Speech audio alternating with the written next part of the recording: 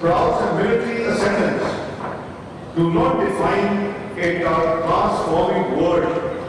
Real transformation lies in global peace, respect for international law, responsibility, accountability, international cooperation, sharing of best practices, climate justice, gender equity, economic progress, sustainable development, and shared prosperity. These are also the values that OIC stands for. In a truly transformed world, might should not be the right. Intimidation and coercion should not be the rule of the game. Rather, tolerance, acceptance, compassion, cooperation, and empathy should define statecraft. We all need to play a part in achieving these ideals, and I am confident that under Turkey's leadership in the upcoming year, the OIC will take serious strides towards these goals. Pakistan remains deeply concerned at the escalating tensions, deepening instability, and humanitarian crisis across the Middle East. What underpins many of these situations is continued impunity with which Israel is undermining peace and stability of the broader region. Excellencies, Israel's genocidal campaign against the Palestinians continues unabated, with over 55,000 Palestinians, mainly women and children, martyred and even a larger number injured in Gaza alone. Millions remain displaced and entire communities and neighborhoods have been reduced to rubble. Life-saving humanitarian aid is being deliberately denied, along with targeting of humanitarian workers. Pakistan, being a non-permanent member of the UN Security Council, co-sponsored a resolution for immediate ceasefire in Gaza earlier this month, which was unfortunately vetoed. We demand an immediate, unconditional, and permanent ceasefire in Gaza, along with unfettered humanitarian access and accountability for Israeli war crimes. Lasting peace in the region cannot be achieved without allowing Palestinians their inalienable right to self-determination for a vibrant, secure, contiguous, and sovereign state of Palestine based on the pre-1967 borders and with Al-Quds al-Sharif as its capital. Pakistan strongly condemns Israel's unprovoked aggression against the Islamic Republic of Iran in violation of international law and the UN Charter. Israeli aggression poses a great threat to the regional and global peace and security. Israeli aggression against Iran is not an isolated event. It is part of a dangerous and consistent pattern of multilateralism that Israel has been ignoring, and militarism that Israel has demonstrated across the Middle East. Israeli aggression reflects a dangerous escalation and is a serious threat to peace and stability, not only of the region, but in the wider world as well. We can all feel the reverberations of this instability. As a non-permanent member of the UN Security Council, at Iran's request, Pakistan fully supported convening an urgent meeting of the UN Security Council last week to discuss Israeli aggression against Iran. We expressed our full support and solidarity with Iran during the meeting.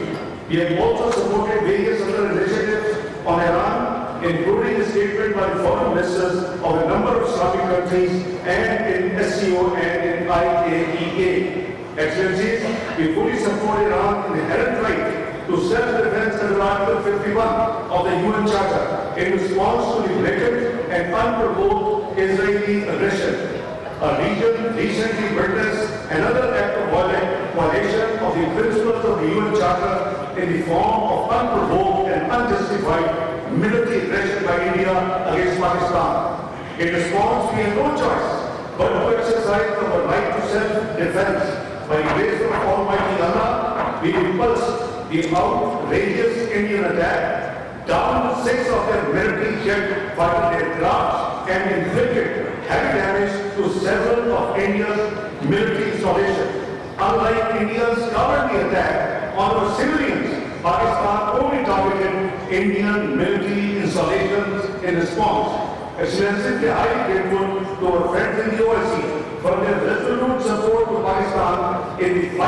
against this unjustified and dangerous Indian aggression.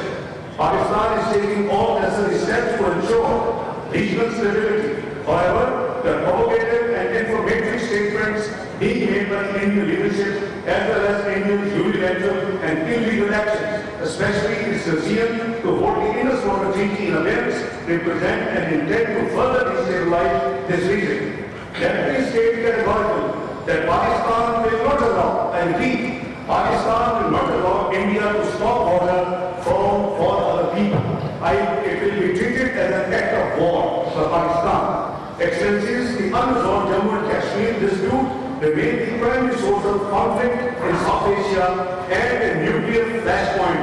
There is an urgent need for renewed and concerted efforts under the UN auspices to secure a just, lasting and peaceful resolution of the dispute in accordance with the relevant UN Security Council resolutions and the aspirations of the Kashmiri people. We appreciate the strong, unwavering and consistent support that the OIC has always afforded to our Kashmiri brothers and sisters. In line with the OIC's spiritual policy on the Jammu and Kashmir dispute, the visit of Secretary General Special Envoy for Jammu and Kashmir to Pakistan and NJK in April this year was another robust manifestation of the OIC support for the issue. We urge the OIC to once again condemn Indian aggression, implement the OIC action plan on Jammu and Kashmir, and support a just resolution of the Jammu and Kashmir. Excellencies, Pakistan has made immense sacrifices in the fight against terrorism. Despite this, externally sponsored terrorism continues to inflict human as well as material losses to Pakistan. Groups such as TTP and ISILK operate from our neighboring territory with support from foreign hostile agencies, launching cross-border attacks against our people. These attacks are not isolated but part of a systematic campaign of state-enabled terrorism. Excellencies, like in past, we will take all necessary steps and strong measures to defend our people and territory, and we surely count on the OIC's solidarity and support in this regard. The OIC must call for accountability from the states that sponsor such violence, and the UN sanctions regime must be reformed to ensure fair and effective targeting of all forms of terrorism. Afghanistan remains critical to regional peace. Our concedes continued humanitarian support for Afghanistan and its people, unfreezing of assets and regional connectivity to restore stability. We remain actively engaged with the Afghan government diplomatically and have recently upgraded our diplomatic mission to Kabul to ambassadorial level. We also urge the Afghan government to fulfill its commitments on counter-terrorism and human rights, particularly respect for the rights of women and girls.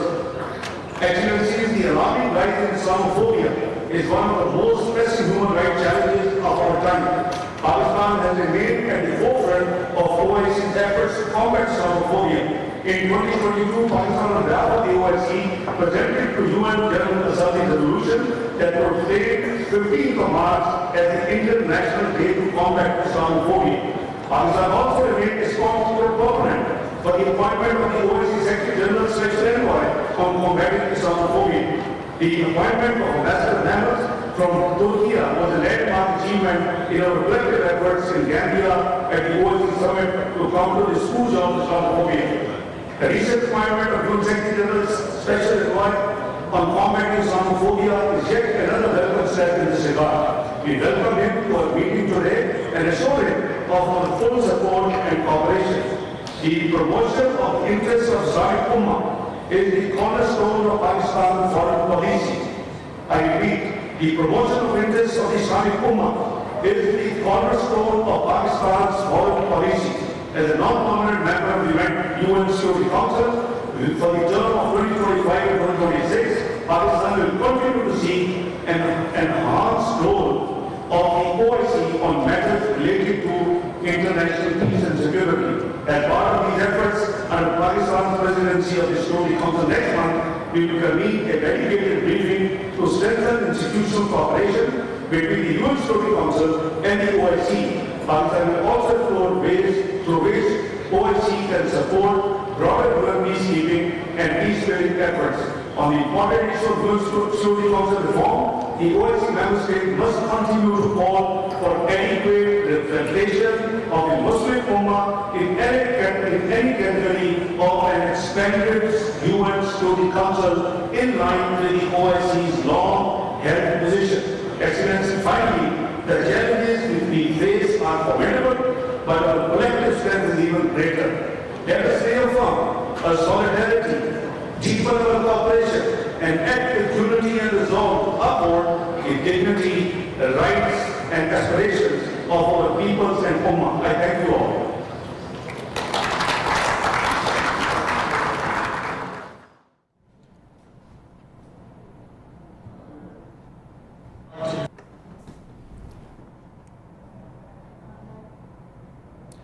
इस वाली जारहियत से आलमी अमन को ख़तरा है, यह कहना था नायब वज़ीर आज़म इसहाक़ डार का। भारत ने पाकिस्तान पर बिला जवाज़ जारहियत की, भारत ने मासूम शहरियों को निशाना बनाया, यह कहना था नायब वज़ीर आज़म इसहाक़ डार का। OIC के इजलास में पाकिस्तान ने भारतीय जारहियत पर अपने दिफा का हक़ इस्तेमाल किया। वापस आते हैं ब्रेक के बाद, साथ रहें।